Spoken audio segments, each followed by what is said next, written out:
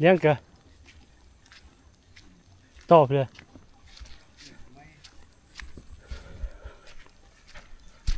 ตัวแค่อะตัวแค่อะอยู่เชิงงั้นเฮ็ดตาบ่ว่ะเล่าไปตาบ่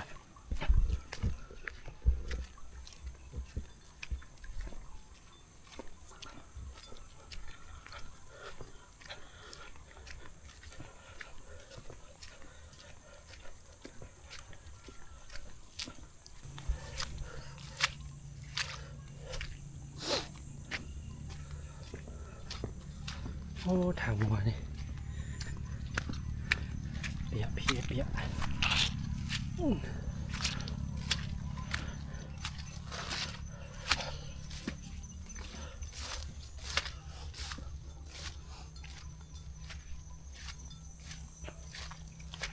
ต้นยาง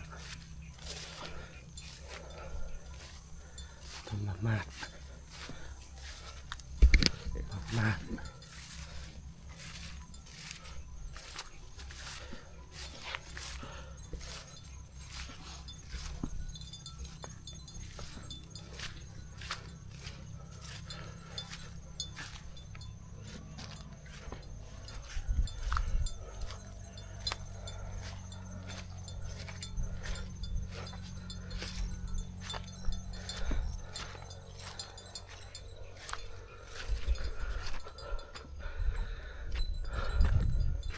ซอยตาพี่น้องเลย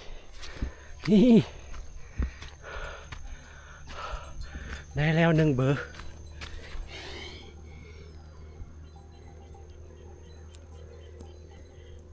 เห็ดปัวไอ้ตาบ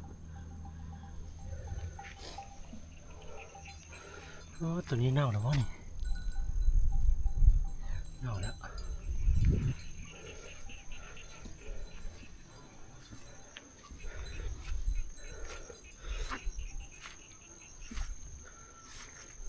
อันนี้คือต้นตัดจางหมานี่กินได้เด้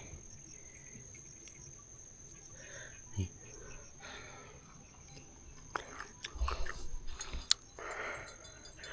ดินดำเลย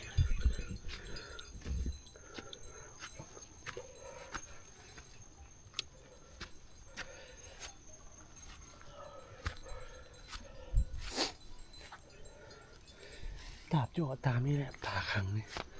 ขังมาดินี่โอ้อากาศสดชื่น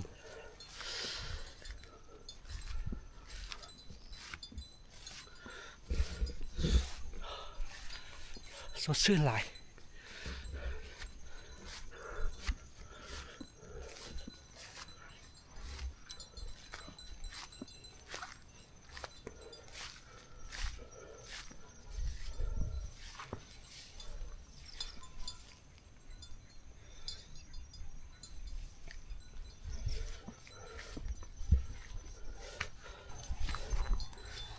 จะกูดมาห้อย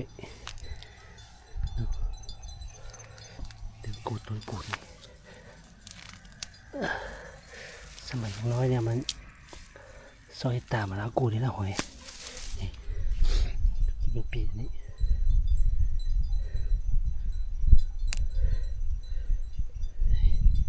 พิธีห้อยนี่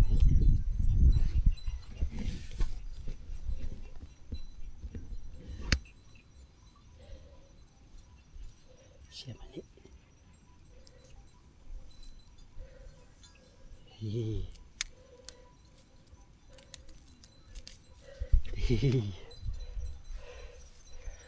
หนึ่งละซอตามครั้งไหมเรือนกแอ่นนี่มีตูบนกแอ่นเราก็โยนนกแอ่นนี่จะบินลงมาในนี้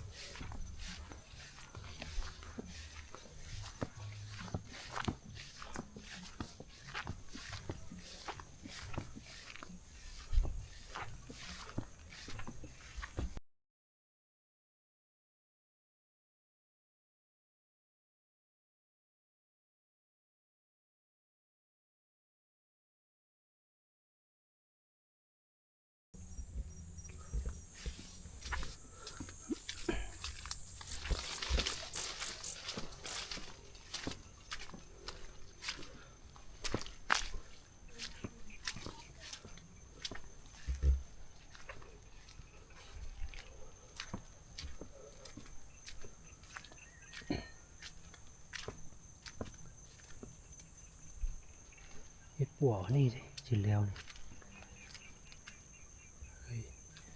ต่อไล่ก็จะนี่จินแล้ว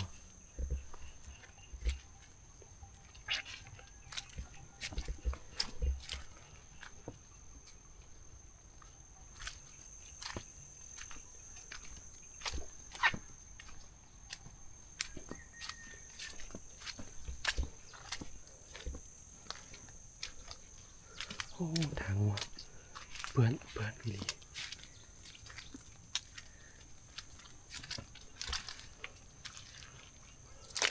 เปื้อนมาก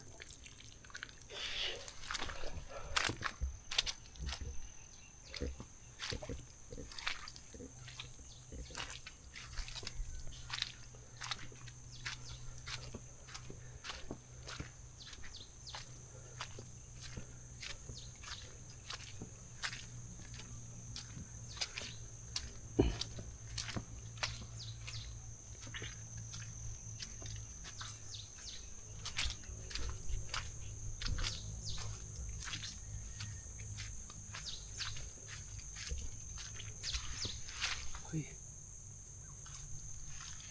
มันเหมือนเหี้ยเลย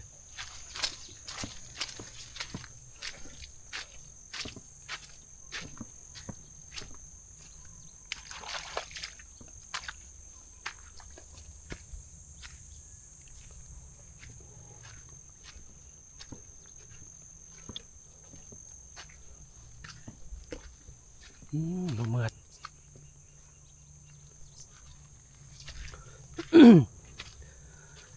ต้นมะเมือดดิบ่หวานขนาดได้ไหมนี่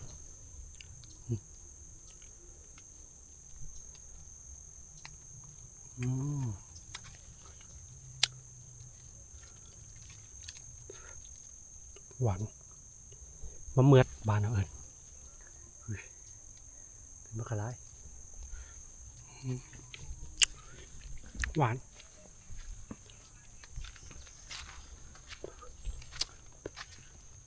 โซ่ไปต่อกันย้ำฝนไม้ป่าหลายช่วงนี้สอกคอยังไง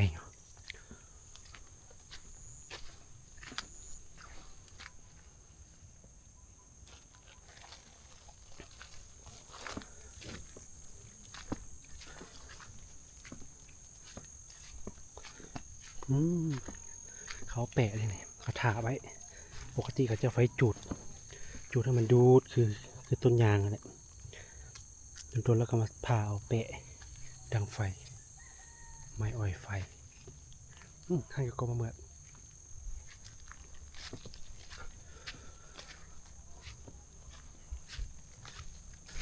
นี่ก็มาเมื่อ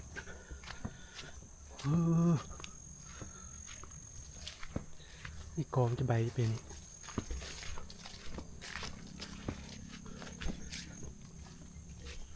หาเขาแตะด้วยนี่โอ้ยใหญ่ๆผมจะหวานเว้ยใหญ่ๆของเมื่อกี้เว้ยนะหวานจังเลยเหลืองหุ่มก็แม่นหวานหวาน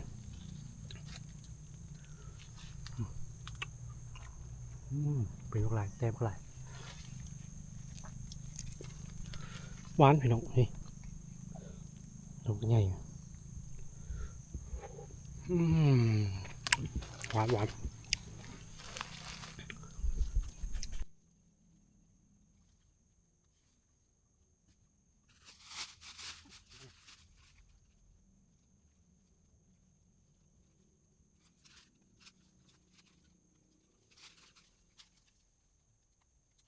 หมักเมือกจะเป็นแบบนี้มันยังพันแตะเลยมาจะเป็นแบบนี้ตัวนี้โอ้แตะหมดแล้วน้อยที่หวานอยู่ว่าชิมก่อน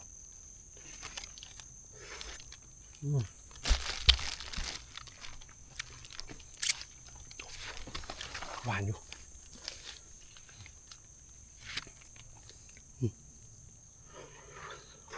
สดๆเลยหวานอยู่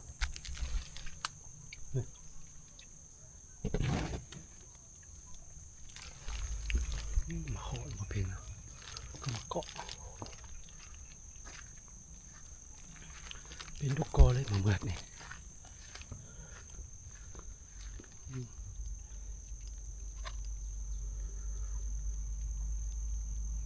มีโบเครื่องไว้ตัวนี้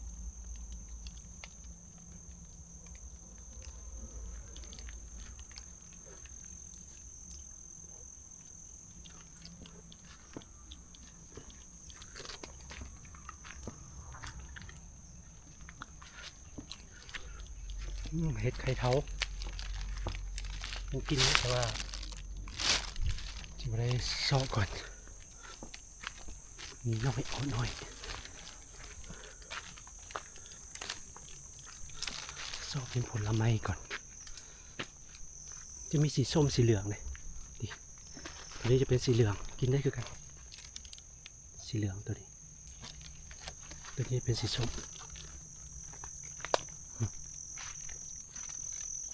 สีส้ม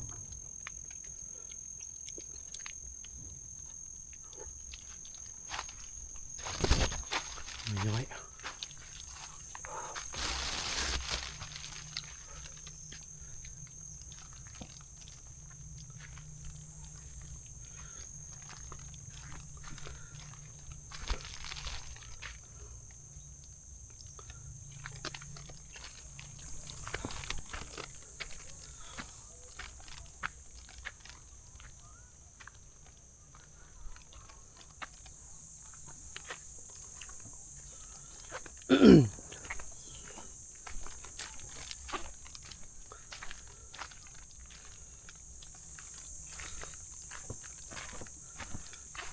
ไม่ใหญ่ดีเว้ย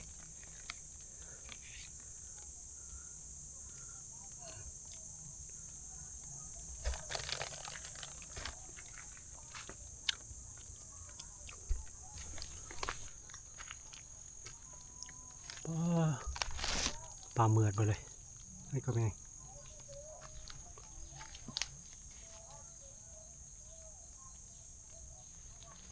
เสียงไก่เหรอเสียงนกมั้ง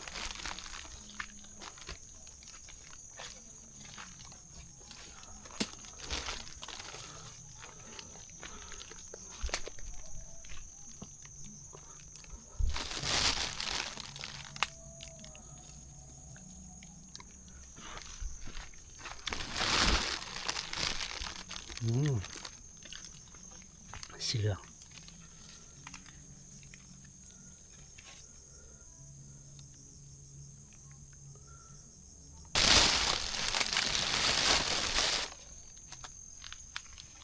พอเห็ดบ่อเท่าดีโอ้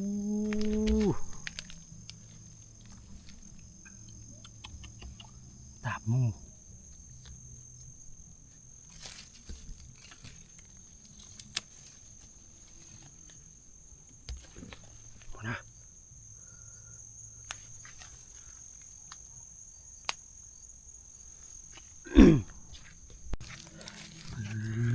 สดๆเลยเห็ดปวดไก่น้อยที่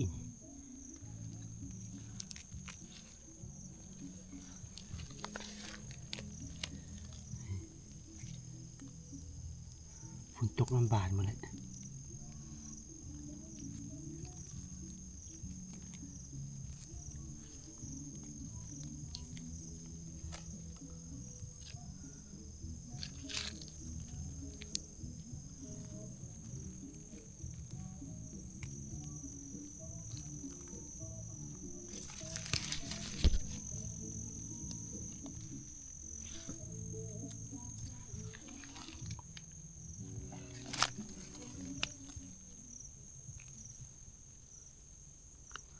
ถุงยางสมิธตัวเดียว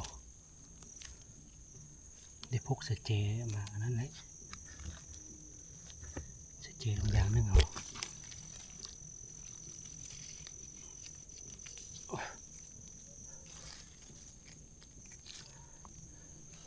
ตัวน้อยในปากเลยบ่น้อยกว่าตีนนี่แค่นี้มานั้นมาเสเจลูกถ้ามันแตกมาเนาะแล้วก็ตามา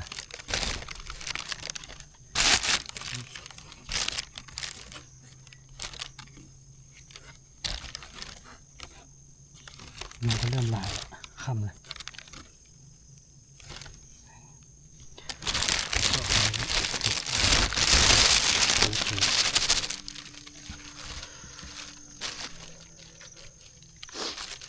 สวย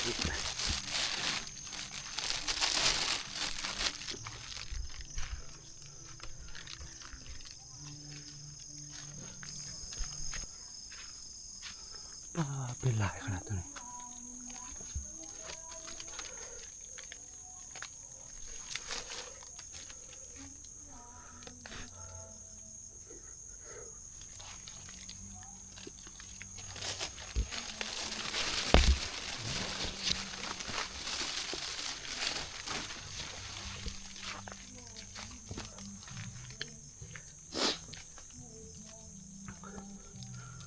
ก็มาเหมือนมัดเนี่ย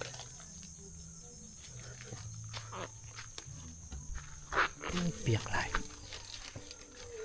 ฝนแล้วก็ตกเสามีแต่มาเหมือด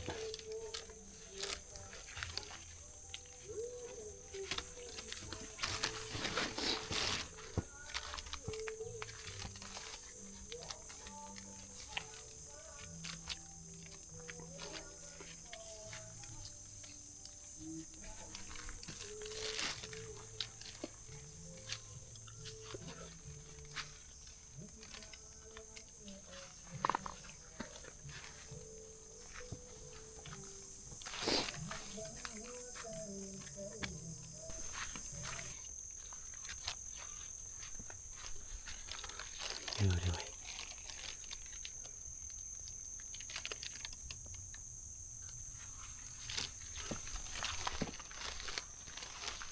เป็นหมามันนอนเลยนี่เป็นอยู่มันนอนกิน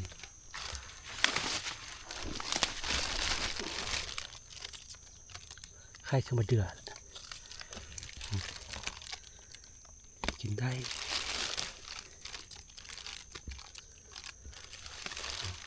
ข้างในจะเป็นอย่างนี้น้อยเดียวสามละใส่แตะมาเป็นอย่างนี้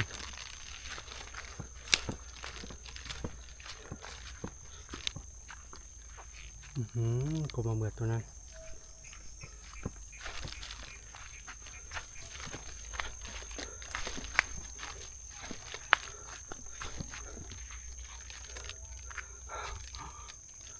นี่ถึงแง่กองเลย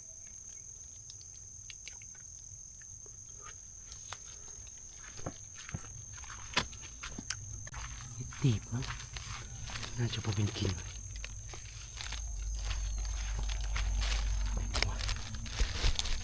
ตีบเหลืองไหมมองมั่นใจ น่าจะพอเป็นกินเราจะไม่เอาตายแล้วตัวนั้นมีแต่มาเมือดผลไม้ป่ามันแสลงก็บอกเป็น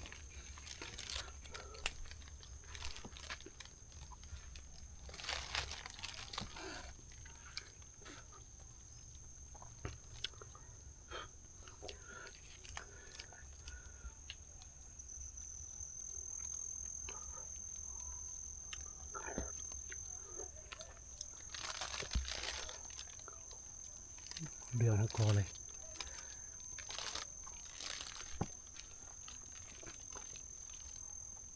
น้ำตกสอดตามร้านกินแรกๆ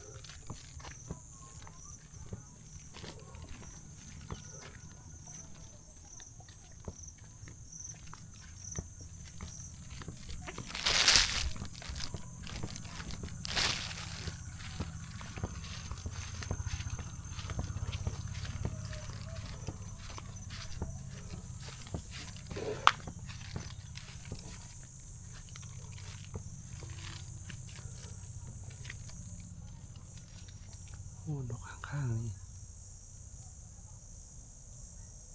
พอลายไว้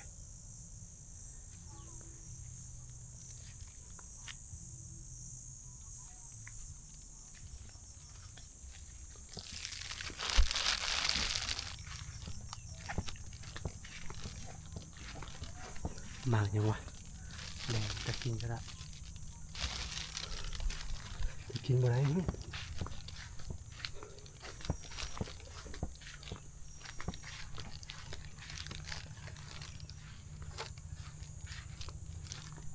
มาทัดกลางมันลิ้นดำกินแล้วลิ้นดำปีปี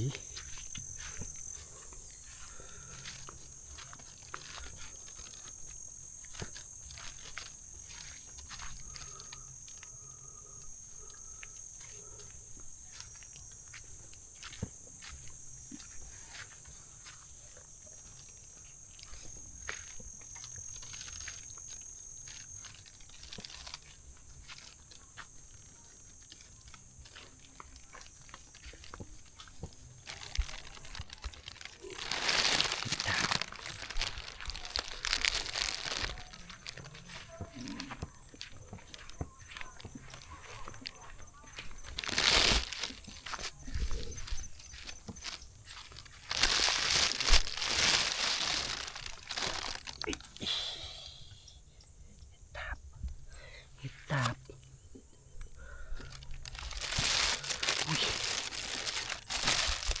เกือบนี่ขี้กระเดือน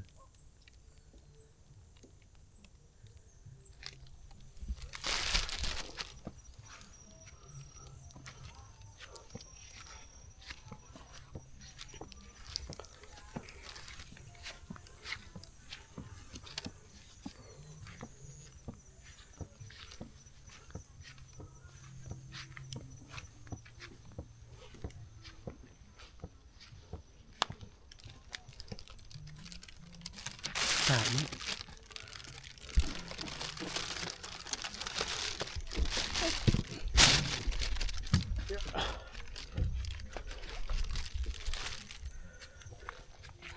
ใช่ปะวะโอ้เน่าแล้วเห็ดตาบ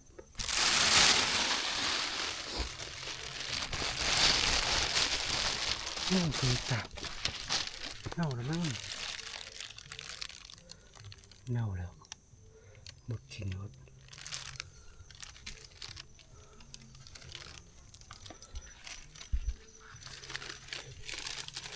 หมักทุ่มนะ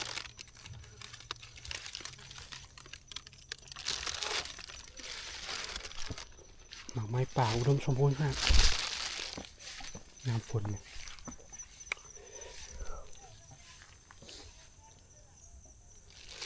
ต่อตามกระคังนี่ดีตัวได้ขาวๆก็ย่างไปเบิ่งกับแม่เลยบอกออกมั้งงัว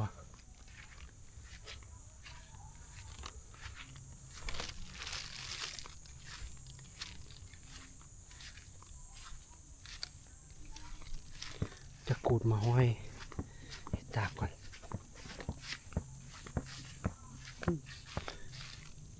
โอ้แม่น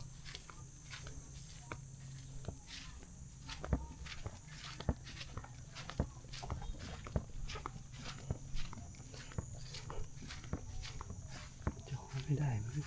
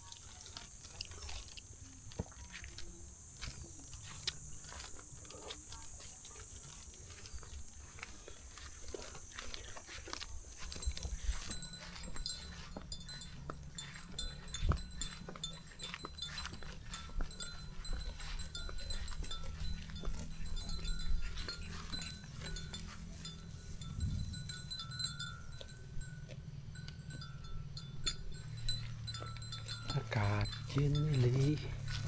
พอค่ำยามแรงอากาศเย็นหน่อย